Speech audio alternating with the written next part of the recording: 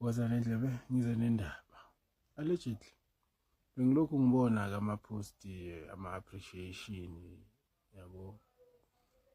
Ngiyacabanga ukuthi hayi ubaba sesibongile impela sibaningi nabanye ke.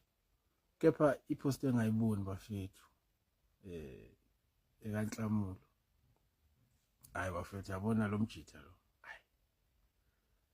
Yabona for mina i-MK ila ikhona nje ngokuthi we had a brilliant spokesperson obekade ebambe futhi ngisho ngithi yena ube top 6 eMK A1 from nge-16 December za last year kuze kuzofika bonke abantu asebefikile kodwa nje lokho ebambile kungakabi nakho ukuthi kule structure or kuna anything strong bemfuna ngapha nangapha abantu bama TV afika abashaya babekele side.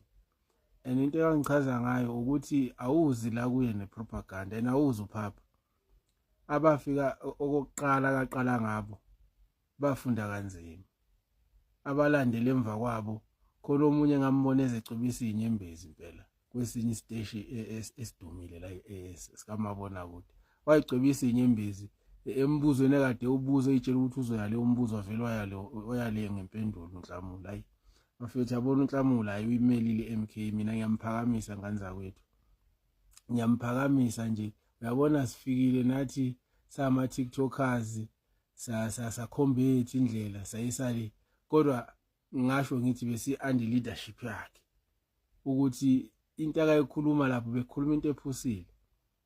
Awuyi kuNhlamulo ngepropaganda ayinawuyi kuNhlamulo ngento othi ngizwe kuthiwa ingakhulunywanga iMK MK ingakhiphanga istatement uthi uzwe kuthiwa then hamba kulabo abakutshele lokho ungazuzongibuza mina manje ungibuzelani mina into wena oyizwe somewhere else why ungayi kulabo abakutshelile leyo nto le bayivalidate bona mina into engizokutshela yona nayi hayi yabona uNhlamulo bafana ayikhohlwana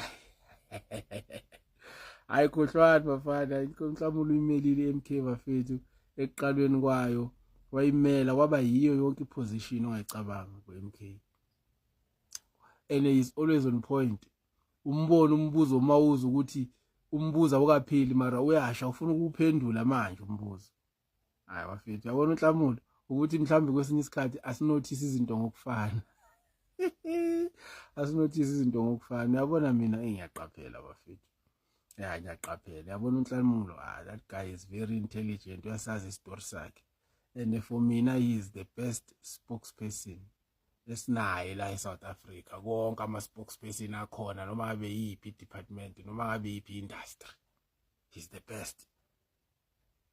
Yene kutatazela ijournalist lapha iphoqelekile ukuthi imbuze kodwa iyatatazela ngoba manje yazi ukuthi kumele iqonde yangaqonda izoba lenkinga.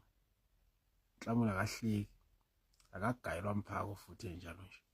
Siyabonga ke indlela mfowethu siyabonga Swabini awusiyabonga nkabi yami. Wena kahle kahle uyisosha wena. Uyisosha elikhulu wena. Kuyasho ukuthi uZulu kahle kahle. uZulu kodwa ke akunankinga mfowethu.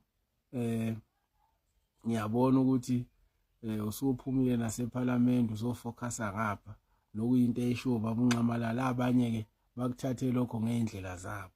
Kodwa ngiyabonga mfowethu ukuthi you are always willing to actually lie down wena ungaziphakamisi kodwa kuphakama iqembu.